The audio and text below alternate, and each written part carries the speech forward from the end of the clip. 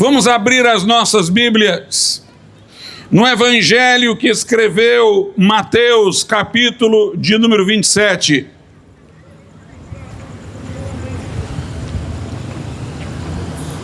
Evangelho de Mateus, capítulo 27, nós iremos ler os versículos 50 e 51, que falam do momento em que Jesus partiu lá na cruz e o que aconteceu e o que ocorreu.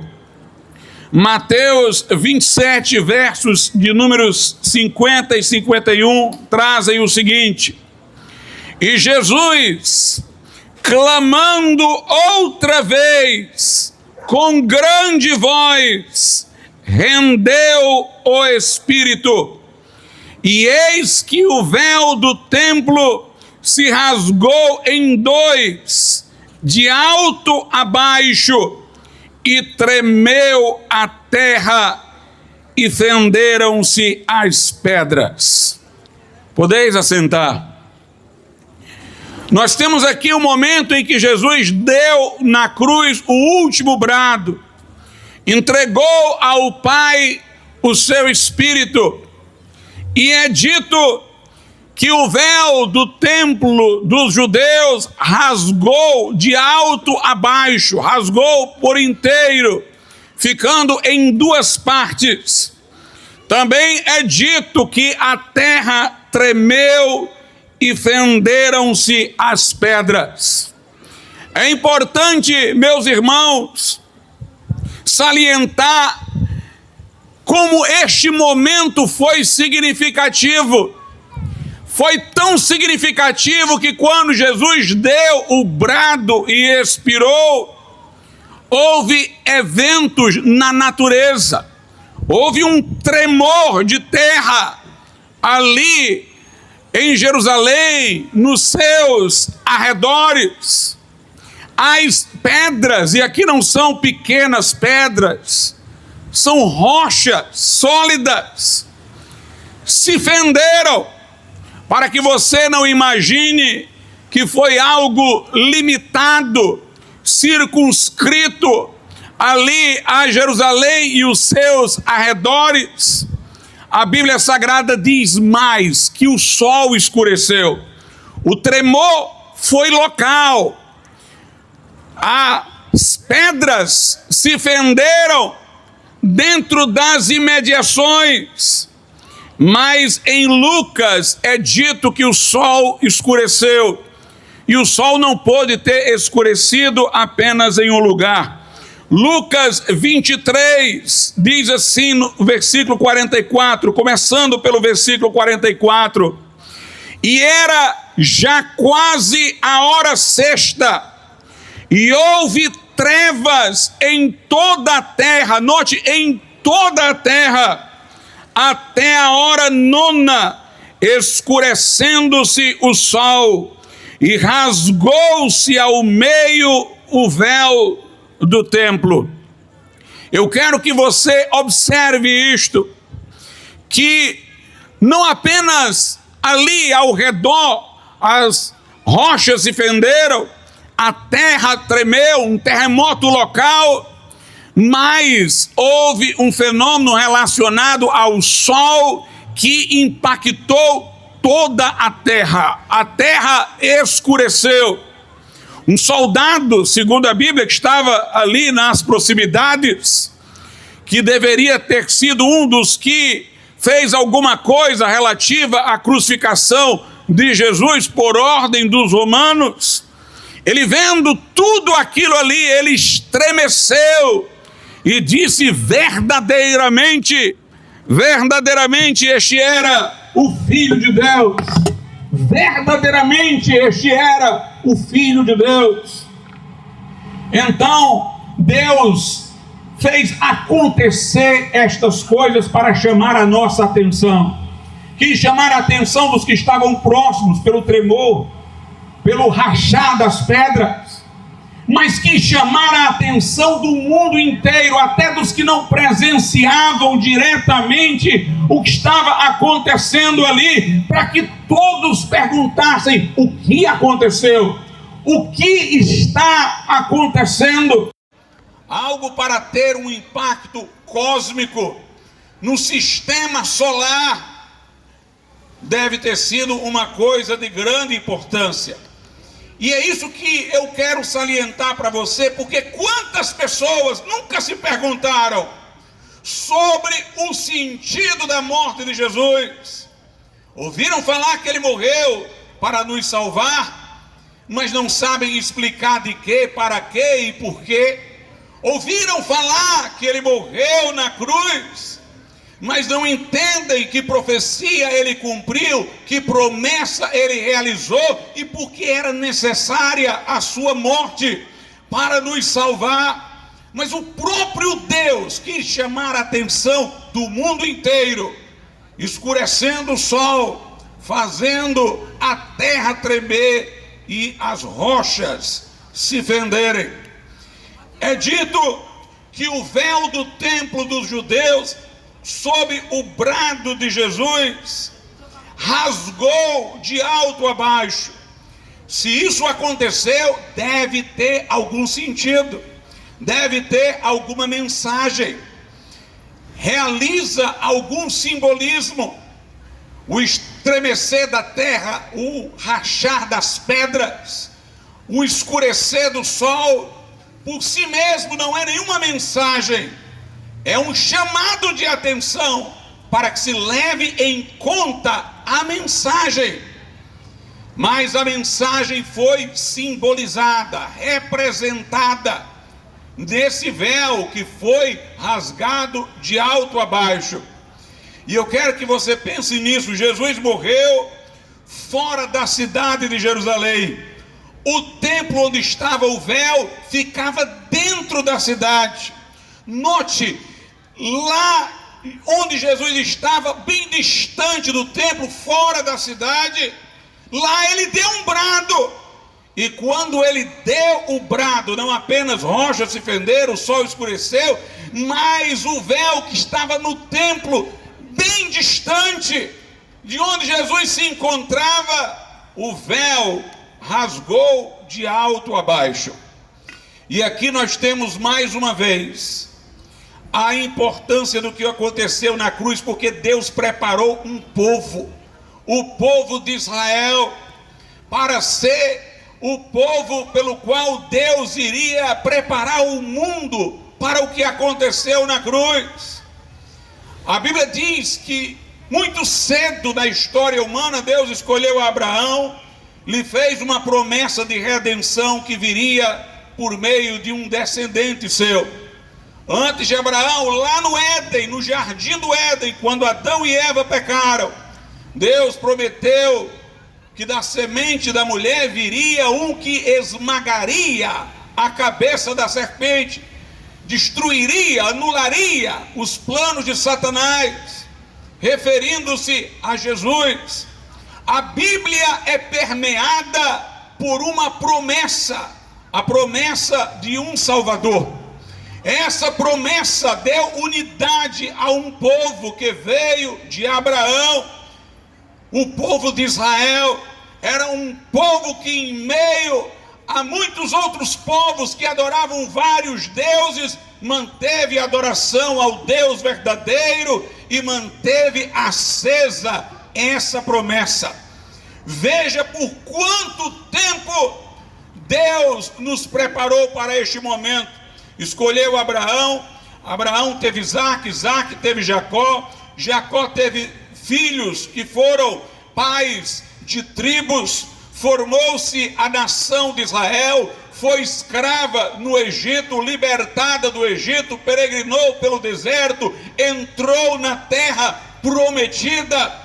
Depois este povo que mantinha no mundo acesa a promessa de Deus, foi levado cativo pela Babilônia, esteve sobre o domínio medo-persa, sobre o domínio dos gregos, sobre o domínio dos romanos, e a época em que estava sob o domínio dos romanos Jesus veio. Veja quanto tempo de história, Deus prometendo o Messias, prometendo o Salvador. Isso significava que nada que o homem tivesse feito ao longo de todos aqueles séculos seria suficiente e bastante para salvá-lo. Como nada do que o homem pode fazer nos dias de hoje é suficiente para que ele se ponha diante de Deus e reivindique por aquilo que fez ou conquistou salvação para a sua alma. A Bíblia diz que todos pecaram e destituídos estão da glória de Deus. Não há um justo, nenhum sequer. A porta que conduz à perdição é larga e espaçosa, porque oferece diversas alternativas. Nem todos pecam na mesma direção, mas todos são igualmente pecadores e transgressores. Alguns escolhem o caminho da idolatria e da falsa religião. Alguns escolhem o caminho da mentira, outros da soberba, da ganância, da porfia, da inveja, da amargura, do rancor. Outros seguem o caminho da fornicação, da impureza, da lascívia, do adultério, outros da sodomia. E a Bíblia diz que uns por um caminho ou por outro, por um vício, se apartam daquilo que Deus estabeleceu. Os 10 mandamentos já seriam um resumo, não é tudo que Deus exigiu, mas um resumo suficiente para alguém que não queira ler muito a Bíblia, já saiba que é um pecador. O primeiro mandamento diz: não terás outros deuses diante de mim. Quantos há aí a se prostrarem diante de imagens de escultura? Quantos fazem das suas ambições e seu dinheiro o seu Deus? Quantos fazem da bebida seu Deus, a que sacrificam o bem-estar de suas famílias? Deus disse: não tomarás o nome do Senhor teu Deus em vão.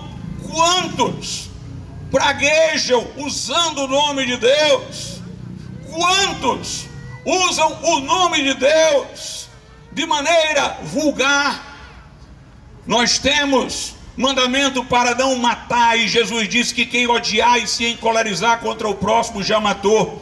Temos mandamento para não furtar e nem cobiçar aquilo que é do outro, dos 10 mandamentos, para não adulterar e para não cobiçar a mulher do próximo.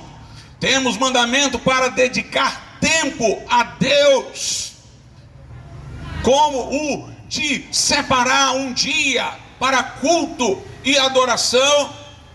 A Bíblia Sagrada diz: honra teu pai e tua mãe. Os que não têm feito isso têm transgredido.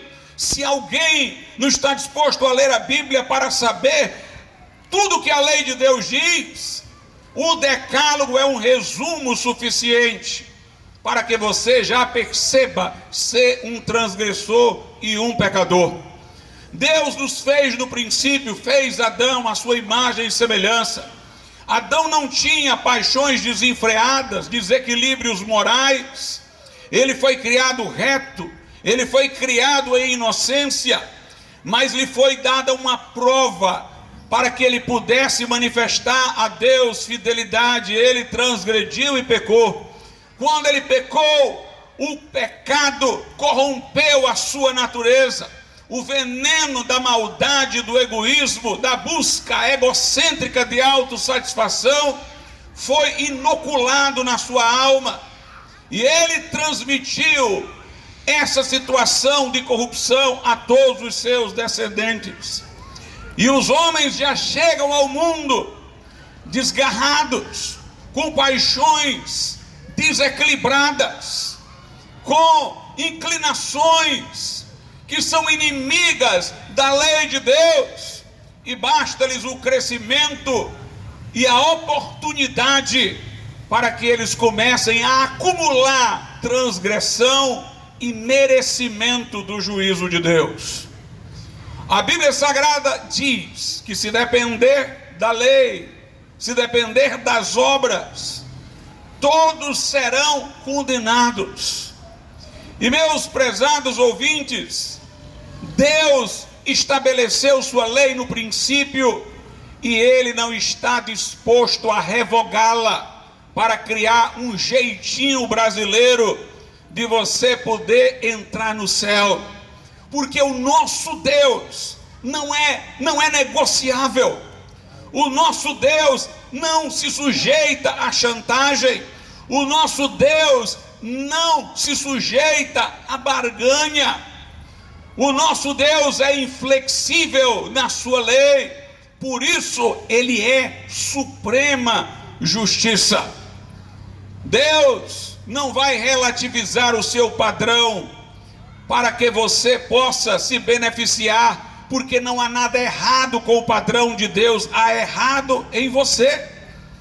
É o homem que precisa de ajuste, e não a lei de Deus. A lei de Deus é santa, justa e boa. A Bíblia diz: o homem é que é carnal, vendido sob o pecado. Todos, portanto, estão diante de Deus como réus, em situação que, se o juízo fosse hoje, todos seriam condenados à separação eterna de Deus, condenados ao inferno.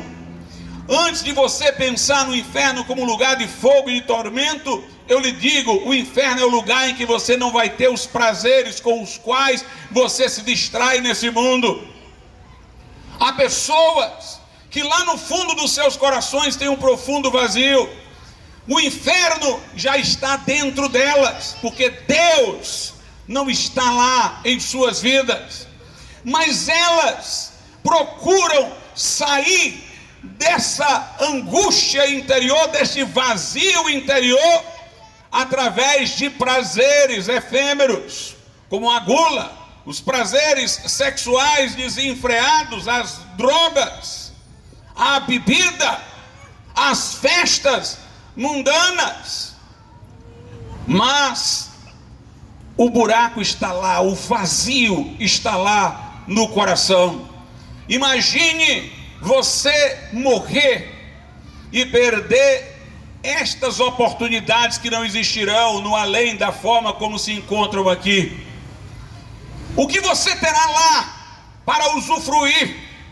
Você não teve Deus nesta vida e não vai ter estes prazeres com que se distrai e foge do seu vazio aqui. Esta é a situação que peculiariza o inferno e que vai durar para todo sempre, porque depois da morte não há remédio. A Bíblia diz: depois da morte segue-se o juízo. Depois da morte é céu e inferno. É uma situação irreversível. Se alguém tem que se reconciliar com Deus, é aqui na terra, é enquanto está vivo. Jesus mesmo disse: o Filho do Homem, referindo-se a ele, tem autoridade sobre a terra para perdoar pecados. Não há reencarnação que crie segunda chance. Não há purgatório que crie nova oportunidade. Depois da morte segue-se o juízo. Portanto, a situação do homem é gravíssima. As pessoas, na sua linguagem popular, dizem assim: ah, mas Deus deve ter uma balança, deve pôr de um lado o que eu faço de bom, do outro lado o que eu faço de mal. Se preponderar o que eu faço de bom, ele vai me aceitar no céu. Veja como este raciocínio é um raciocínio errado. Tudo que você fizer certo não é crédito, é o que você já devia fazer. Se alguém tem uma dívida para comigo e paga, ele não adquiriu um crédito, ele simplesmente não teve um débito, era o que ele já me devia. Imagine que alguém lhe deva R$100 e tenha lhe pago 50. Aí a pessoa chega e diz assim: olha, eu estou te devendo 50, mas leve em conta os 50 que eu paguei, para eu não pagar esses 50. Como ele vai levar se você devia 100?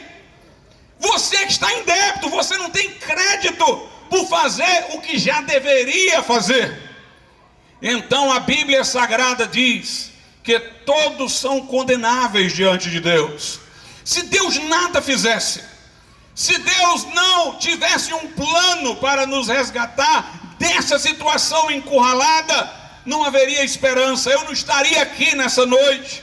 Os apóstolos não teriam pregado, os evangelistas não teriam pregado, não haveria nenhuma esperança.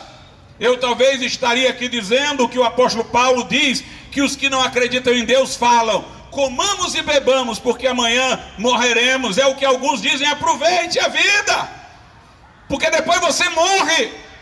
Mas de que adianta você aproveitar com o pecado e passar a eternidade longe de Deus? A Bíblia diz que logo que Adão pecou, Deus fez a promessa do Messias, Deus fez a promessa do Salvador.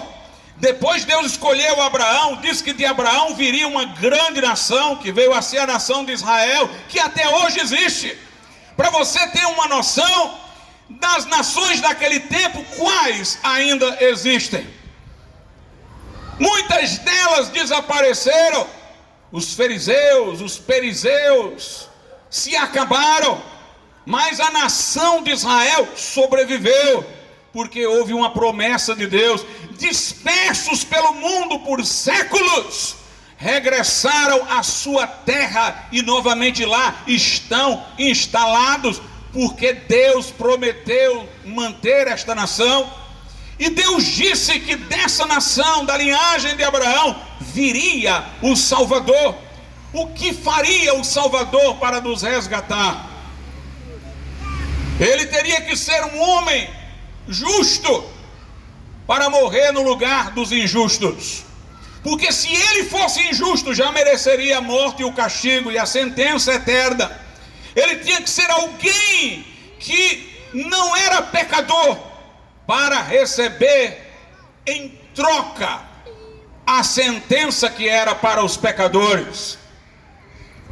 Era necessário que ele fosse divino, porque para o sacrifício dele ter um valor tão grande que pudesse garantir uma fonte aberta de perdão para todos e tantos quanto viessem a ele, era necessário que ele fosse um ser infinito. Para abrir uma fonte infinita, ele tinha que ser o Filho de Deus.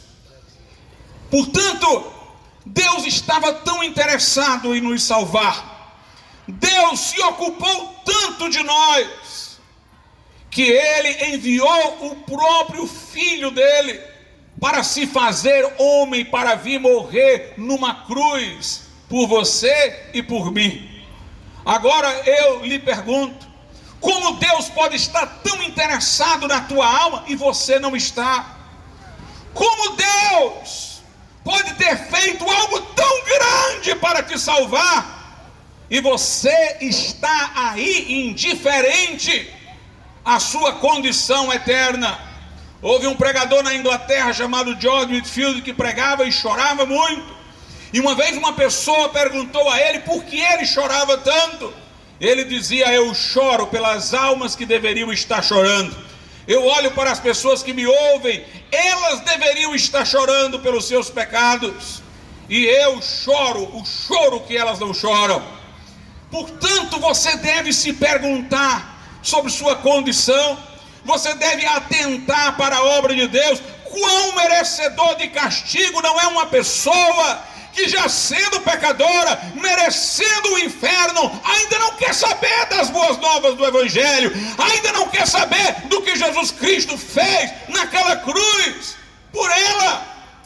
A Bíblia diz que Deus amou o mundo de tal maneira que deu o seu Filho unigênito, para que todo que nele crê não pereça, mas tenha a vida eterna. A Bíblia diz que Deus prova o seu amor para conosco, em que Cristo morreu por nós, sendo nós ainda pecadores. Mas para que as pessoas pudessem entender o que aconteceu na cruz, Deus orientou a Moisés um líder de Israel para fazer um tabernáculo, uma grande tenda com 3 compartimentos.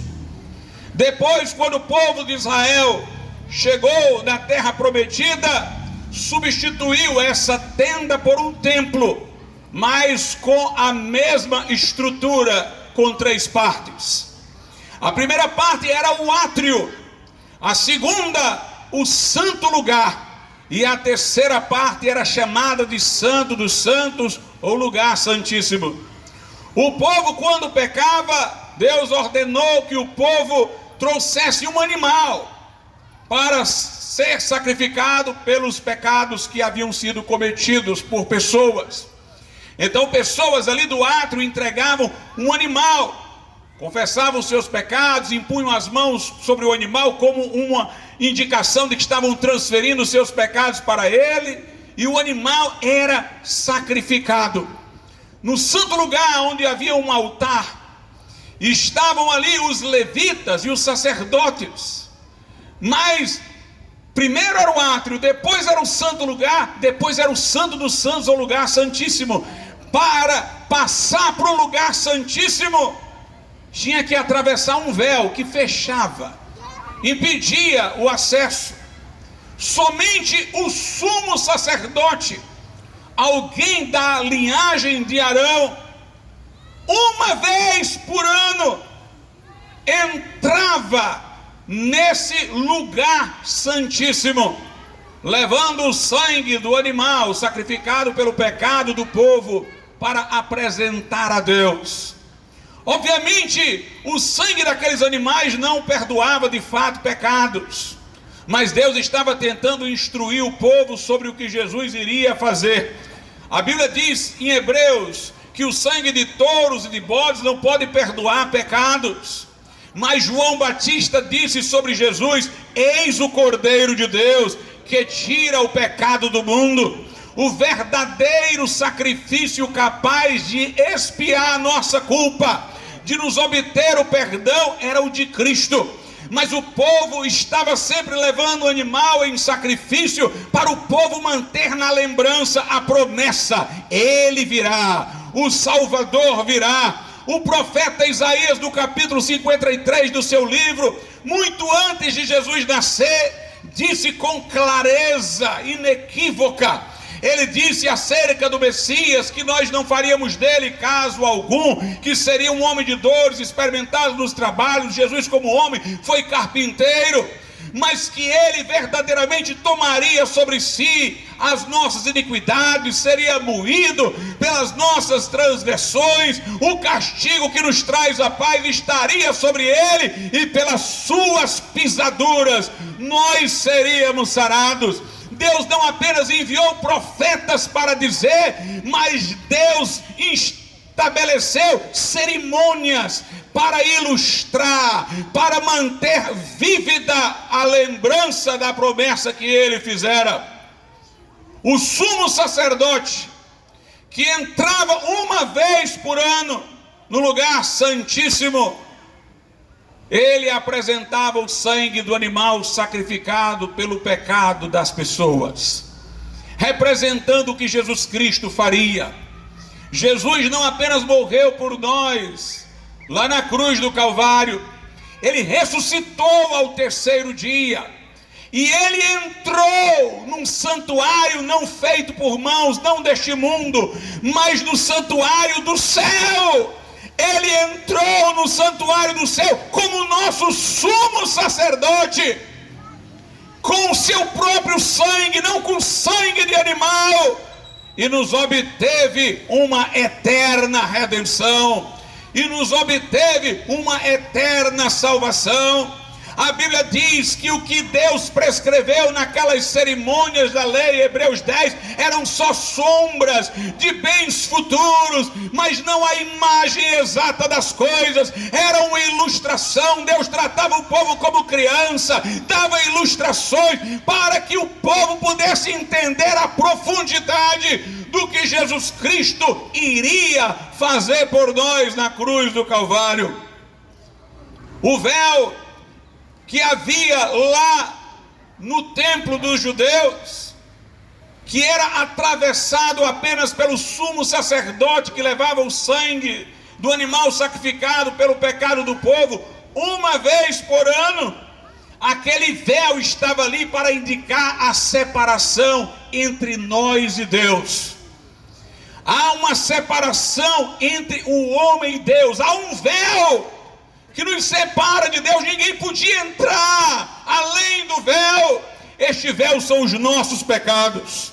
O profeta diz, falando da parte de Deus, como se for a boca de Deus, o profeta diz: os meus ouvidos, diz o Senhor, não estão surdos para que não vos possa ouvir, minha mão não está encolhida para que não vos possa salvar, mas os vossos pecados fazem separação entre vós e o vosso Deus.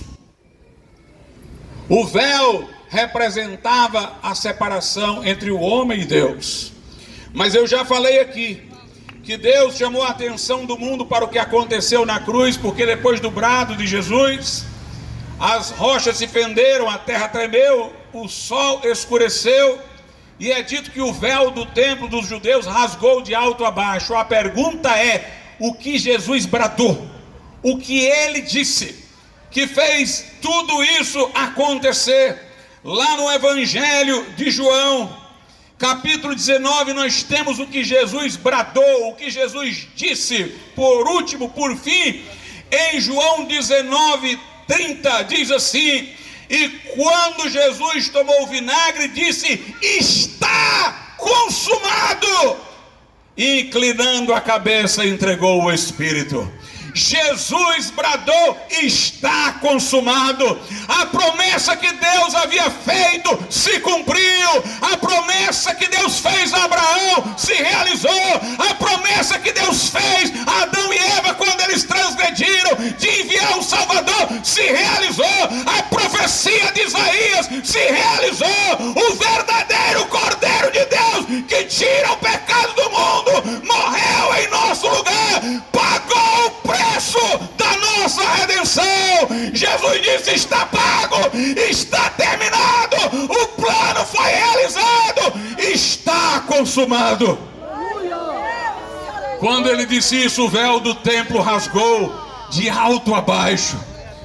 Pense nisso, o véu não rasgou até a metade. Se o véu tivesse rasgado até a metade, alguém teria que terminar de rasgar. Mas nós não ajudamos a Deus a nos salvar, Ele nos salva sozinho. Deus não fez uma parte para a gente fazer o resto, Ele fez tudo. Note que o véu não rasgou de baixo para cima, não foram os homens que rasgaram, rasgou de alto a baixo, de cima para baixo. Foi Deus que rasgou o véu, foi Deus que enviou Jesus, foi o Verbo que se fez carne e habitou entre nós, foi Jesus que morreu naquela cruz pelos nossos pecados. E o que ele fez foi completo. Ele disse: está consumado. O véu rasgou de alto a baixo. Portanto, a salvação agora, a porta aberta, porque Jesus verteu o seu sangue na cruz do Calvário. Só há salvação naquele sacrifício. Jesus não está morrendo de novo, morreu de uma vez para sempre, agora está sentado no céu como nosso sumo sacerdote e intercessor. Ele disse na cruz: está consumado. O que nós não poderíamos fazer por nós mesmos, Ele fez por nós. O Filho do Homem, disse Ele, veio buscar e salvar o que se havia perdido. O véu foi rasgado, quer dizer, um caminho foi aberto. Jesus disse: eu sou o caminho, a verdade e a vida. Ninguém vê ao Pai senão por mim. Ele disse: eu sou a porta, quem entrar por mim salvar-se-á. Pedro diz: e em nenhum outro há salvação, porque debaixo do céu nenhum outro nome há dado entre os homens pelo qual devamos ser salvos. Mas observe, quando o sumo sacerdote entrava no Santo dos Santos, além do véu, com o sangue do animal para oferecer a Deus, havia uma arca, uma caixa. Nela estavam os 10 mandamentos. A tampa dessa caixa, uma tampa pesada, Sobre ela era chamada de propiciatório. Propiciar quer dizer aplacar a ira. Propiciar quer dizer satisfazer a justiça quando ela exige punição. Expiar a culpa. Tinha uma tampa que era o propiciatório. E Deus aparecia ao sacerdote numa luz acima da tampa, acima do propiciatório. Veja a ordem: as tábuas com os 10 mandamentos, o propiciatório, e Deus aparecia acima. Glória a Deus. Aleluia. Primeiro, além de Deus, os 10 mandamentos exigiram de nós obediência, nós nos tornamos transgressores. Mas Jesus levou o peso, a tampa do propiciatório. A Bíblia diz em 1 de João 2:2, ele é a propiciação pelos nossos pecados, e não só pelos nossos, mas pelos do mundo inteiro. O que a lei exigia, Jesus atendeu. A lei exigia sobre nós punição, ele levou a pesada tampa daquela caixa, para que a lei de Deus ficasse ali guardada e não apontasse o dedo para nós. E Deus aparecia em cima do propiciatório. Deus aparece, Deus se revela através do que Jesus Cristo fez. Se você procurar a Deus num confessionário, não vai encontrá-lo. Você tem que procurá-lo no propiciatório, tem que procurá-lo na cruz, tem que procurá-lo em Jesus. E quando Deus aparecia em cima do propiciatório, o propiciatório servia de quê para Deus? De trono. Jesus é o trono da graça. Aleluia. A lei está abaixo, ele venceu a punição que a lei nos exigia. Ele é a tampa que cobriu a lei, e Deus aparece em cima. Deus se assenta em cima do propiciatório. Deus se assenta no propiciatório. É o trono da graça. Jesus é o trono da graça. Procure a Deus sem Jesus e você vai encontrar o trono da ira, o juízo do trono branco de que a Bíblia fala, o juízo final. Mas procure a Deus em Jesus e você vai encontrá-lo no trono da graça. Aleluia. É preciso que primeiro você reconheça que a lei de Deus é válida, que você reconheça que a lei de Deus é justa, e você é o injusto e o pecador. Ninguém chega no céu sem passar primeiro pela lei de Deus, onde deve reconhecer-se culpado diante de Deus. Jesus falou de um publicano que entrou no templo contrito, que sequer levantava a cabeça ao céu por vergonha, que batia no peito e dizia a Deus: "Sê propício a mim que sou pecador", ou seja, dá-me uma propiciação. A propiciação que está em Jesus. Ele estava lá contrito, ele estava lá quebrantado, buscando a graça, a misericórdia de Deus. O filho pródigo, da parábola do filho pródigo, voltou para casa dizendo: "Pai, pequei contra o céu e contra ti, não sou digno de ser chamado teu filho, mas recebe-me como um dos teus empregados." E o pai diz: "Tragam roupas novas para ele, não é meu empregado não, é meu filho, estava morto e reviveu, estava perdido e foi achado." Reconheça o seu pecado, se abomine no pó e na cinza, e depois se refugie no trono da graça, que é Jesus. Lá em Hebreus, a Bíblia fala do trono da graça, o propiciatório. Lá na carta escrita aos Hebreus, no capítulo de número 4, verso 16, diz assim, eu vou ler a partir do 14, é melhor: "Visto que temos um grande sumo sacerdote, Jesus, Filho de Deus, que penetrou nos céus, retenhamos firmemente a nossa confissão, porque não temos um sumo sacerdote que não possa compadecer-se das nossas fraquezas, porém um que como nós em tudo foi tentado, mas sem pecado. Cheguemo-nos, pois, com confiança ao trono da graça." Ao trono da graça, para que possam alcançar misericórdia e achar graça, a fim de sermos ajudados em tempo oportuno. Lá na carta aos Hebreus, ainda na mesma carta, no capítulo de número 9, a Bíblia diz o seguinte, capítulo 10, a partir do verso 19: tendo, pois, irmãos, ousadia, quer dizer, coragem, para entrar no santuário, na presença de Deus, pelo sangue de Jesus. Tenha coragem, mas pelo sangue de Jesus. Não espere ser aceito por Deus, senão pelo sangue que Jesus verteu, pelo novo e vivo caminho que Ele nos consagrou pelo véu, isto é, pela sua carne. Jesus levou os nossos pecados em seu corpo, e o seu corpo traspassado é o véu rasgado que abriu o caminho para Deus. Diz aí no verso 21, e tendo um grande sacerdote sobre a casa de Deus, Jesus é o nosso refúgio, Jesus é o trono da graça, o seu corpo traspassado é o véu rasgado, é o caminho para Deus, o sangue de Jesus é como nós podemos ser reconciliados com Deus. Aleluia, Jesus. Mas eu vou lhe dizer uma coisa a mais nesta noite: venha logo. Você não tem todo o tempo que imagina. Pessoas protelam: pastor, eu achei interessante, vou pensar melhor nisso depois. É só o que o diabo quer. Na parábola do semeador, Jesus disse que o diabo furta a palavra dos corações que não creem. Aqueles que não querem logo se converter, o diabo tira do coração, quer dizer, tira da memória, da lembrança. Você não sabe quando vai morrer. Você hoje pode estar tocado pelo Espírito de Deus, mas negligenciando o que Deus está lhe mostrando, o seu coração pode ficar mais duro.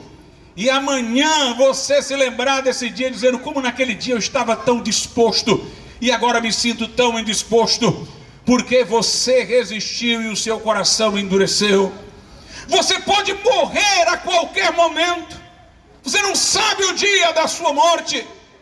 Quantas pessoas saem de moto para trabalhar e depois tem um acidente, morreram.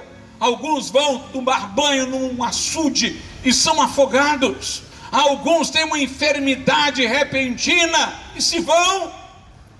Você não pode adiar a condição da sua alma diante de Deus. Lá no livro do profeta Isaías diz o seguinte, capítulo de número 55, a partir do verso 6: buscai ao Senhor enquanto se pode achar, invocai-o enquanto está perto. Note, buscai ao Senhor enquanto se pode achar. Haverá um dia em que você não poderá achá-lo. Depois da morte segue-se o juízo, não tem mais reconciliação com Deus.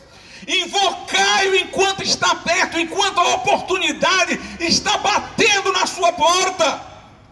Deixe o ímpio, ou seja, o que pratica a impiedade, pecado, o seu caminho, e o homem maligno os seus pensamentos, e se converta ao Senhor, que se compadecerá dele. Deus é misericordioso.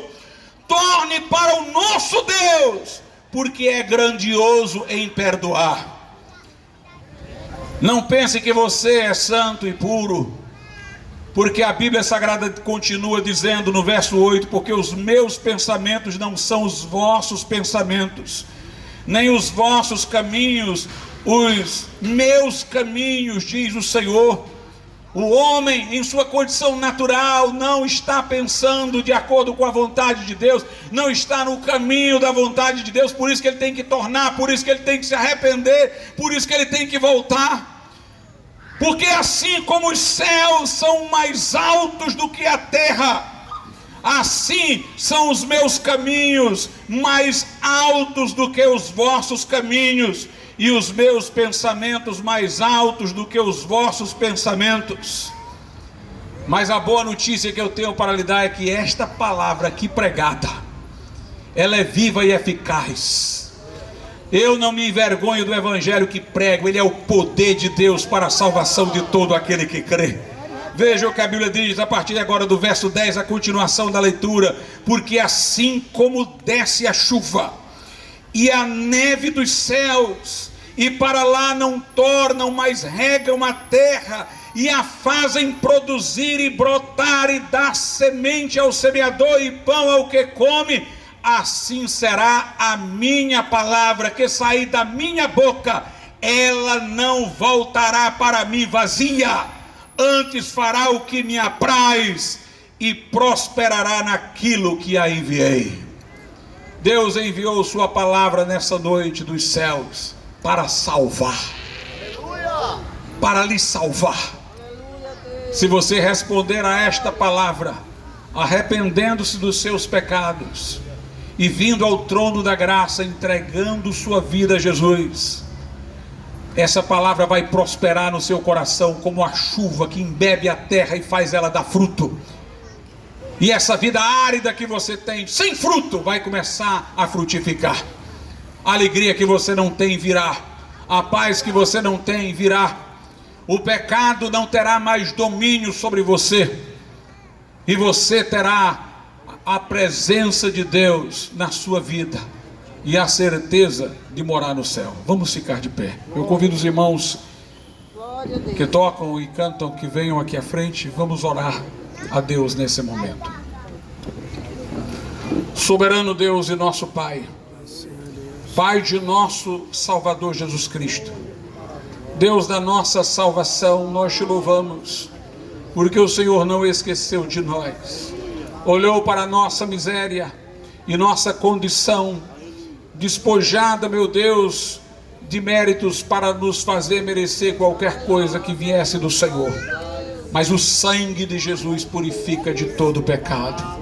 Mas aquela cruz, ó Pai, foi consumada. Obrigado, meu Deus, porque Tu chamaste a atenção do mundo, estremecendo a terra, fendendo as rochas, escurecendo o céu.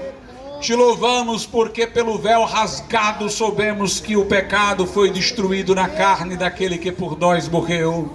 Te louvamos pelo seu brado, meu Deus, está consumado, que é a nossa esperança. Traz a corações que me ouvem contrição, arrependimento, que vejam a vida inútil sem Deus, ó Pai, que têm vivido, e que venham a Cristo, e que venham à fonte, que venham ao Salvador nessa noite. Nós te pedimos em nome de Jesus. Amém. Eu queria perguntar nessa noite, se alguém que está me ouvindo, que diz: pastor, eu quero entregar minha vida a Jesus. Não importa o que me disserem, eu quero entregar minha vida a Jesus. Levante a sua mão e venha aqui à frente. Se você levantar a mão, algum irmão lhe acompanhará até aqui à frente. Se você conhece a palavra, mas está negligente, afastado, quer se reconciliar com o Senhor, levante a sua mão, entregue sua vida a Jesus. As irmãs vão louvar a Deus, os irmãos vão louvar a Deus. Enquanto isso, você, crente, uns intercedam e outros conversem com as pessoas sobre o que elas ouviram. As convidem para tomar a decisão que pode mudar o destino eterno de suas almas.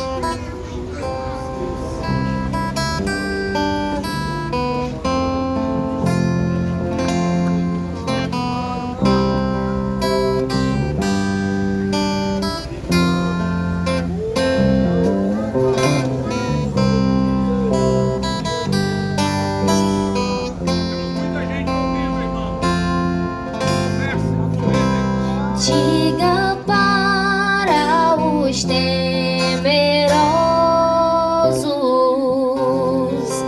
não há nada a temer.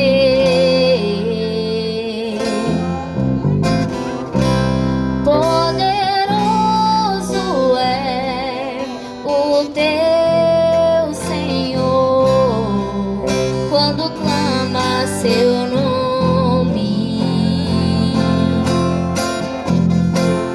Ele então virá. Ele vem pra te salvar. Ele vem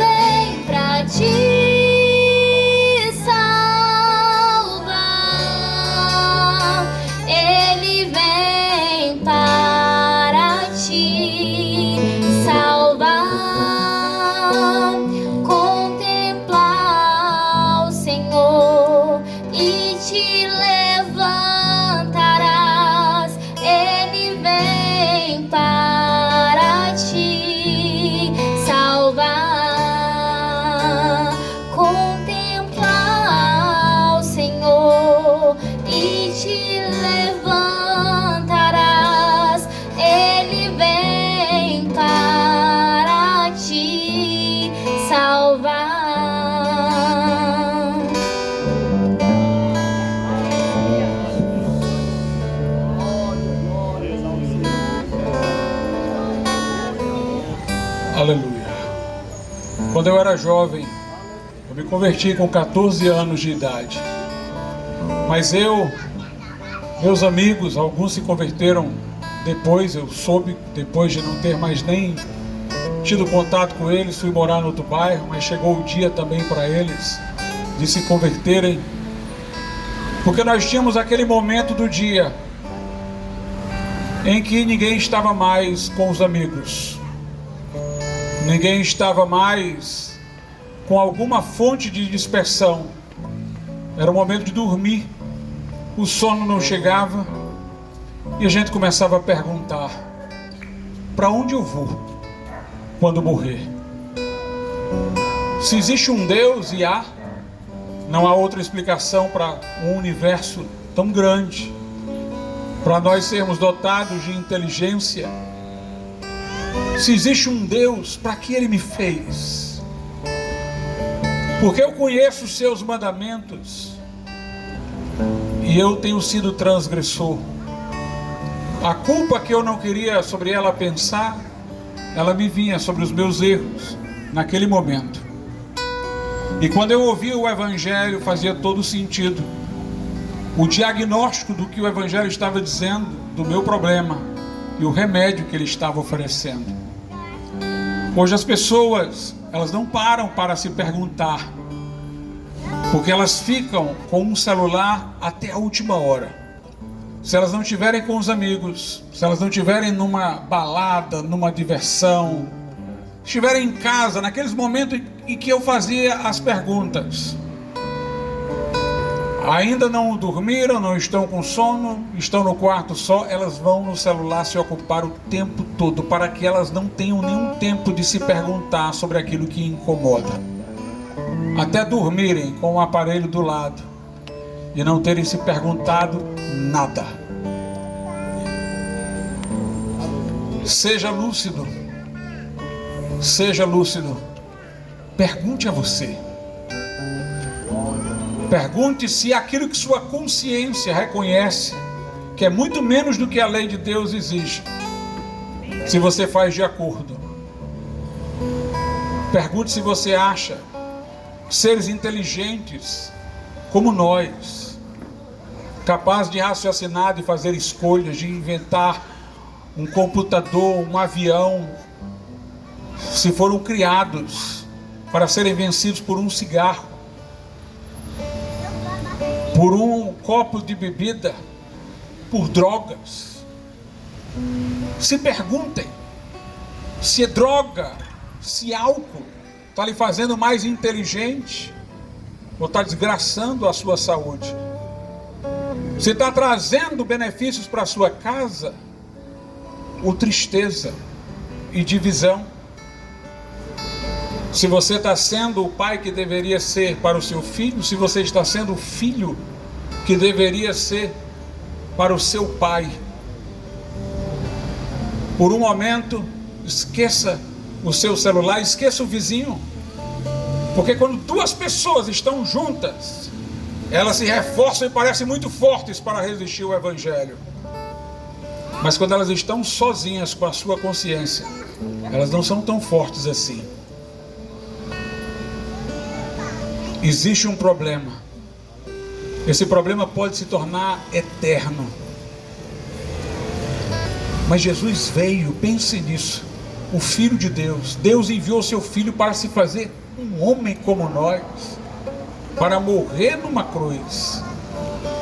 Pilatos fez uma pergunta muito simples quando ele colocou Jesus diante do povo. Ele colocou Jesus ou Barrabás? O povo disse: solta Barrabás. Ele disse: o que eu vou fazer de Jesus chamado Cristo? O povo disse: crucifica-o. A pergunta dessa noite é essa: o que você vai fazer de Jesus? Você não é mais ignorante, você ouviu, você sabe o caminho. Você pode fechar a sua mente, ir para a sua casa, fazer de conta que nada ouviu, mas um dia na eternidade esse dia será lembrado em seu desfavor. Ou você pode se arrepender e entregar a sua vida a Jesus, e você vai fazer como nós aqui. Todo dia a gente lembra do dia em que Jesus nos resgatou e nos salvou. É um dia que vai ser lembrado por toda a eternidade. Eu pergunto pela última vez: quem nessa noite que me ouviu quer entregar o seu coração a Jesus? Arrependido, arrependida dos seus pecados. Levante a sua mão e um irmão vai estar do seu lado para nós orarmos por você. Se houver alguém, levante a mão. Jesus disse: quem se envergonhar de mim, das minhas palavras, eu terei vergonha dele na presença de meu Pai. Mas quem me confessar diante dos homens, eu confessarei diante de Deus e dos santos anjos.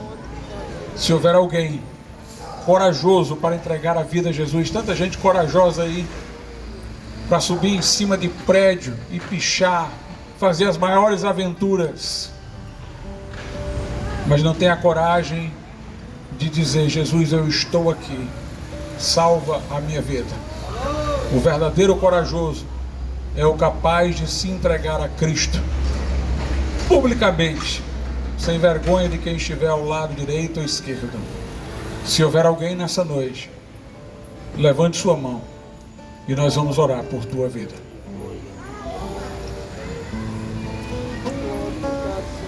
Nós queremos convidar a todos que ouviram aqui a palavra de Deus para continuarem a ouvi-la. A nossa igreja fica próxima aqui na rua Nogueira Scioli 2195. Nogueira Scioli 2195. E nós temos cultos aos domingos às 18h30. É o mais próximo, esteja conosco lá no domingo 18h30 e nas quintas-feiras, como hoje, às 19h30. Você que nos ouviu, quer ouvir mais, é nosso convidado. Você que está com perguntas e dúvidas e ansiedades, você está contrito, mas ainda não conseguiu tomar essa decisão, procure um irmão aqui, procure a mim, converse, compartilhe, para que nós possamos lhe esclarecer o que faltou, lhe estimular no que ainda lhe falta, para você chegar a esta grande decisão de entregar a sua vida a Jesus. O irmão Fabiano tem um aviso aqui a dar.